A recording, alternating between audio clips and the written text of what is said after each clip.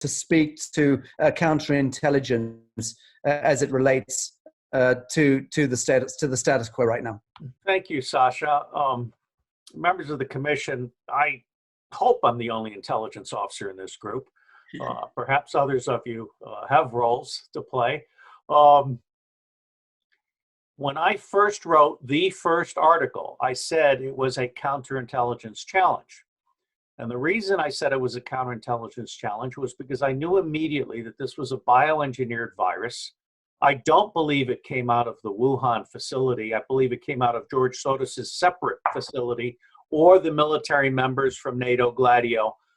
And furthermore, I believe that the Jewish professor at Harvard is the Lee Harvey Oswald of this whole event. He was meant to be discovered.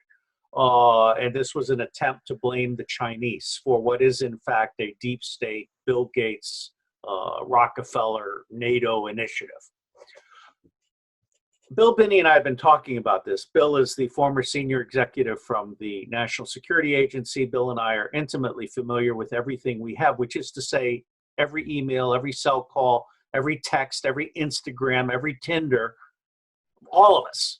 The good news is NSA doesn't process that stuff until you become prime minister. Then they have it all. There are 3 counterintelligence studies that need to be done. The first is everyone who has ever talked to Bill Gates, period.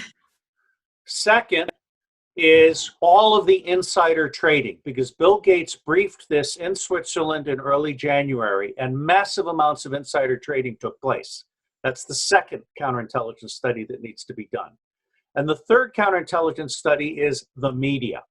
It is no accident that the media has wrecked the global economy. It's not this alleged virus, which I first called a fake pandemic, that has wrecked the economy. It's the media. The media was orchestrated by CIA, by MI6, by the central banks, and by others. So there are 3 counterintelligence studies that have to take place. And the reason they have to take place is because the next pandemic will be real. And if we don't stop it, I said in a communication to the White House, you cannot win a pandemic.